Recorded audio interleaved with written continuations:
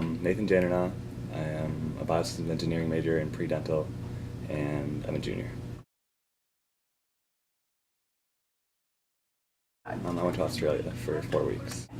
And what made you decide you wanted to go on a study abroad from the beginning? My brother went on one, and my cousin went on one. She went to Australia, and she came back raving about it. So I decided, look into it, see if there's anything in my major, or anything that would fit in my program. And so I looked, and there was one in Australia in my program, so I figured it was perfect. I looked into it, and I decided to go. Okay. And how was that experience different from just normal everyday life for you? It was pretty different. I grew up in a really small town with I graduated with 50 kids, tiny. And so I came to MSU, and I was like, this is huge. And I decided to go even bigger, see the rest of the world, see what I can see. And I don't know, it completely changed my life. I loved it. What kind of obstacles did you kind of have to come in order, to either decide to be able to participate or even just to go? Two biggest things were not being able to make money while I was gone, because I paid for my own school and all that, and just being able to afford to be able to go. So there's two different economic reasons. So I wasn't too worried, but yeah, my mom definitely was a little bit concerned. Diversity for me was coming out of high school. Our town is probably 98% white and 97% Roman Catholic. Very small group of people that everyone's the same. So going out and even studying with my group from MSU, there was such a diverse group. There were all different races. It really opened your eyes kind of to see wow, just this group at MSU is so diverse. And then we went to Australia, and it was even more there's the Aboriginal people who were so interesting to learn from, and then just their culture was completely different. So the diversity of that was really interesting just to be a part of. Our professors prepared us, but yeah, there was definitely just the laid back culture over in Australia was just completely new to us. Because people would miss appointments that we had scheduled with them. They were like, "Oh, no worries, no big deal," and we're like, "No, it kind of is a big deal." But I came back, I would say, more laid back just because of experiencing that, which was good. What kind of you said laid back in terms of missing appointments. What other things did you find kind of different over there?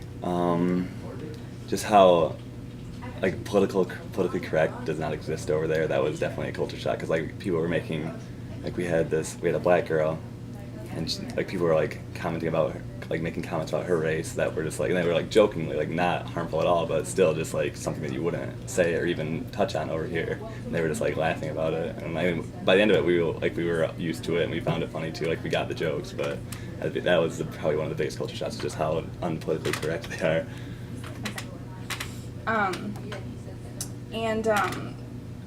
You having come from multiple underrepresented groups within the university, being male, being in a math and science major, and coming from a small town, how did that kind of play into your decision to decide to go?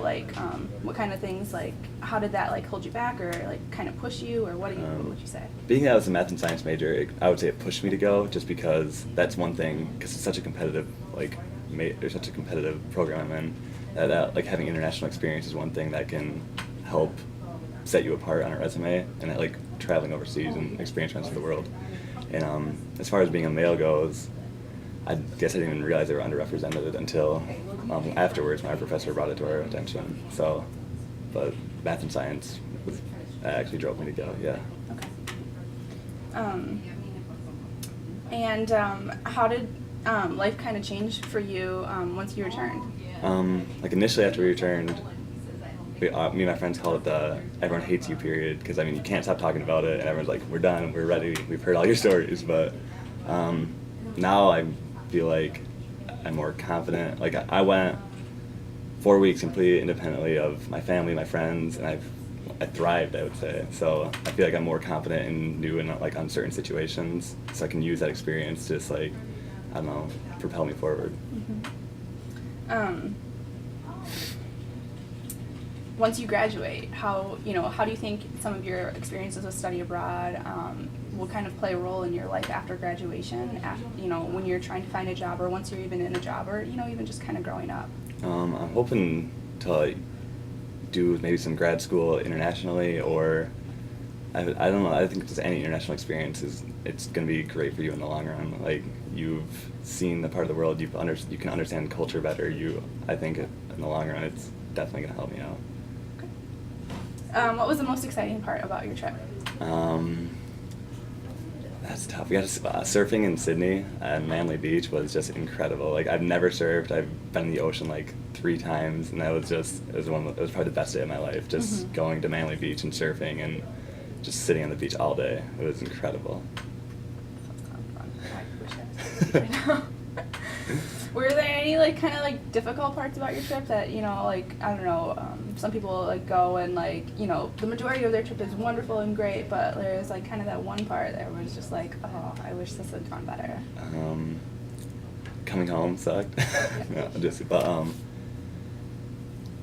being able to because it was a study abroad, it was an academic program, trying to focus on school and looking outside and you can hear the ocean and you can just I want to be there, not here, but that was a struggle. But you had to remember that it was an academic program and you were there for school and everything else was secondary. But that was probably the biggest struggle that most of us had, was remembering that this is for a grade. You need to focus. This is important. And what would you tell other students who are in underrepresented groups, kind of like yourself, or in diverse groups? What would you tell them to kind of encourage them to travel abroad? I just recommend study abroad for everyone. It was by far the best month of my life. I wouldn't trade it for anything. But as far as underrepresented groups, that it is one way to set you apart. It's a way to put you in the forefront of your group. So for future jobs, for anything, it's gonna look good. Okay. And then I'm just gonna add one more question here. Let's just go with it. If I were somebody who's interviewing you for a job after college, and I said,